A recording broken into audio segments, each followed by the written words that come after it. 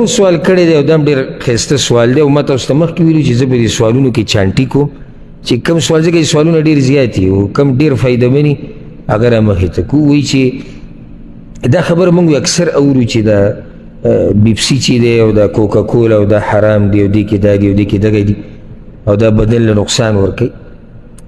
نو د دې دا اسکه به څنګه وي؟ ګوره دا خبره یاده کړه، ما مخکې دا خبره ویلو، علماو له دا پکار ده، علماو له د افسوس سره دا خبره کوم چې زمونږ چې کوم علما دي د بر صغیر هغوی کې ډېر په داسې باب کې بې تحقیقه فتوې ورکوي. یعنې عالم له دا پکار ده چې ته یو شي حلال ته حرام وې، یو خو به د دې خبرې اول تحقیق وکړي چې ته په څه حرام یې،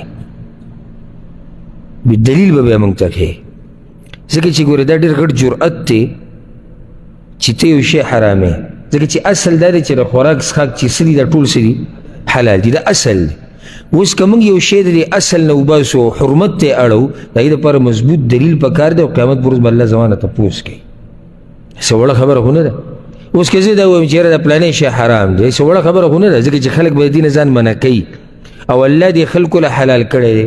ما معمولي جرم وکړو، لوی جرم مې وکړو چې الله یو شی خلکو له پیدا کړی دی او حلال کړی دی او ما حرام کو بې دلیله. دا خبرې چې په دې کې د خنزیر چربي ویلې کړې ده او په دې کې پلانې شی ورچولی، په دې کې پلانې، دا اکثر بې تحقیقه دعوې دي. اول تحقیق د هغې پکار دی. تحقیق چې کله وشو او داسې څه پکې یقیني ثابت شو، د هغې نه بعد به د حرمت فتوه راشي. خو را اوسه پورې ما ته یعنې دې کې داسې بحث نه دی راغلی چې هغې کې یقیني دا ثابته شي چې او دې کې حرام څه دي. اهمه نقطه هغې ته راځو، هغه دا چې بدن له نقصان ورکوي او که نه. بدن له نقصان ورکوي په بعضو حالاتو کې، یعنې مطلق هم داسې نشي چې بس همیشه بدن له نقصان ورکوي او حرام دي. ځکه په فتوه کې ډېر احتیاط پکار دی. دومره حرام دی څومره چې تاله نقصان درکوي.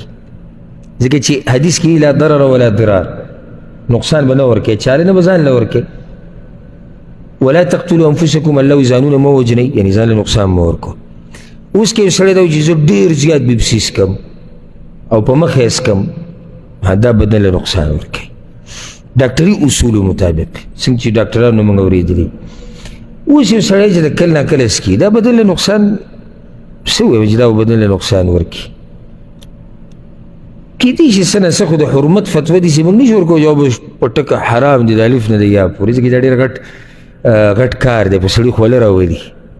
په یخ ژمي کې چې واورې ورېږي نه، داسې فتوا چې دلیل پرې سره نه وي، دا په سړي باندې خوله راولي، ځکه چې الله به تپوس کوي دې په باره کې. نو دومره حده پورې موږ ویلی شو چې دا څومره چې دا مشروبات دي او د څکو دا شیزونه دي، دا کولډ ډرنکس چې ورته ویلی کېږي او په دې کې اکثر چې کومو کې ګیسي، نو دا بدن له ښه نه دي. ښه داسې نه دي چې دې کې ګیس دی او معدې ګیس جوړېږي او کېدای شي خواږه پکې دی، دلاسې شوګر های کېږي چې په چا شوګر وي، یعنې څه حده پورې موږ داسې ویلی شو. خو مطلق د حرمت فتوه پې نشو ورکولی. مطلق د حرمت فتوه دا په دې باندې نشو ورکولی. او الحمدلله د تقوا موږ سره نور ډېرې لارې دي. یوازې له تقوا په دې ځای کې نه معلومېږي. لکه بعض زمونږ چې کوم کورني مولیان دي، کورني مولیان زه هغه چا ته وایم چې علم ورسره نه وي، چې د کتاب دوی د اردو ویلی او یا د یو مولي صاحب بیان یې اورېدلی به دې ځان له مولی، یا تبلیغ کې دي چې ګرځېدلی راګرځېدلی.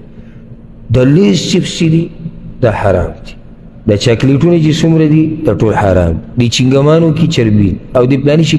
عوام زمونږ څه وایي سبحان الله څومره تقوادار دي، یعنې معیار د تقوا هغه دا دی. دا موږ سره الحمدلله تقوا نور ډېرې لارې شتي، دې ته هېڅ ضرورت نشته چې موږ حلال شی او حرام. ها یقیني که پته ولګېده چې په یو شي کې حرام شی ګډ کړی شوی دی او هغه اثر کوي او دا یقیني ثابته شي، بیا د هغې نه بعد به د حرمت فتوه راشي. نو که چا سره په دې کې یقیني څه دلایل وي، نو موږ دې پرې پوه وکړي چې او دې کې دا حرام شیزونه اچولي دي.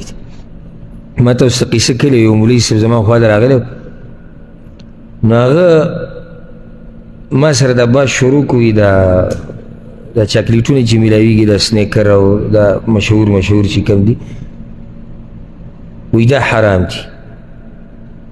نو ما ته وی ته دې باره کې څه یاره ما د حرمت فتوا پې ته څنګه لګیا په دې څه دلیل دی دا حرام دی. بیا ما یې راوغوښته دوکان ومې خوړو تیم هغه ته مې په دې کې د حرمت څه دی هغه یې دې سره واړو په هغې باندې شاته کوډ غونته کړي نمبر یې وی دې نمبرو ته وګوره دې هر نمبر خپل مطلب دی او په دې کې دا دی او دې کې دغه ما ته څه خبرې کې په دې کې دا خو کوډ دی دا خو دې سامان کوډ دی په دې کې دې کوم ځای کې راغلي چې دې کې دی دې باندې له پاسه لیکلي چې دې کې څه دي. بل الحمدلله سعودي عرب داسې اسلامي ملک دی د دوی خپله یو اداره ده هغه دا هر څه چیک کوي د هغوی نه دا پاشي چې او دا حلال دي زموږ په هغوی اعتماد دی هغه اداره جوړه دې دپاره ده. بیا خوا کې ورسره یو کس ناست و ما ته